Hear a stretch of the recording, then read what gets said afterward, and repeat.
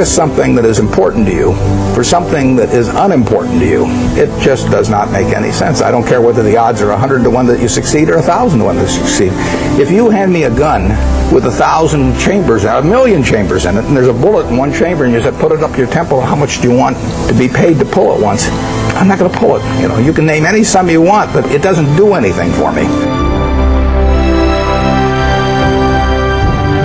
We'll always have problems. I mean, you know, ever since I got out of school, I used to sell stocks, they'd always give me 10 reasons why you shouldn't buy them, and you've heard them all throughout your life. But the world does not belong to the pessimists, believe me. You're selling happiness, and it's, you know, and having it at arm's length away is a big part of it. And you know, the distribution system that's developed, it's the right formula, Muhtar, and it just has to be carried out with, you know, with extreme diligence, enthusiasm, in every minute of the day.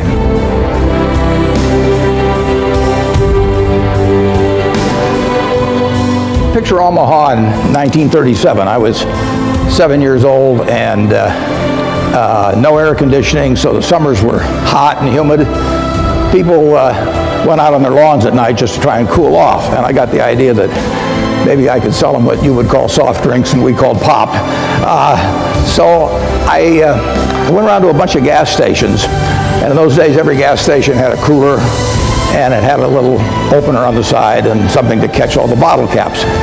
So I went around and collected all the bottle caps for weeks at these various gas stations. I collected 8,000 of them, and then I sorted them all out, and I saw that they were Coca-Cola overwhelmed everybody else.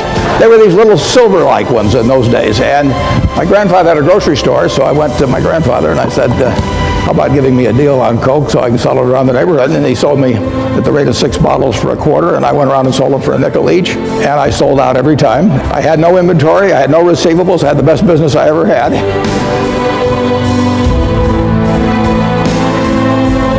Those are low return businesses, but time is the friend of the wonderful business. It's the enemy of the lousy business. If you're in a lousy business for a long time, you're going to get a lousy result, even if you buy it cheap. If you're in a wonderful business for a long time, even if you pay a little too much going in, you're going to get a wonderful result if you stay in a long time. I like to study failure, actually. And my partner says all I want to know is where I'll die, so I'll never go there.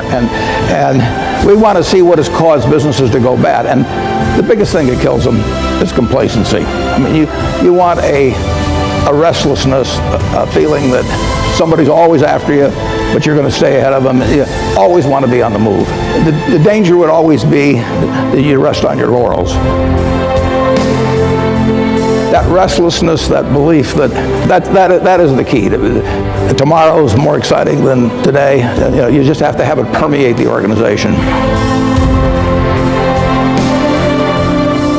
I mean, you really want your decision making to be by looking in the mirror and saying to yourself, I'm buying 100 shares of General Motors at 55 because. And I mean, it's your responsibility if you're buying it, and there's got to be a reason.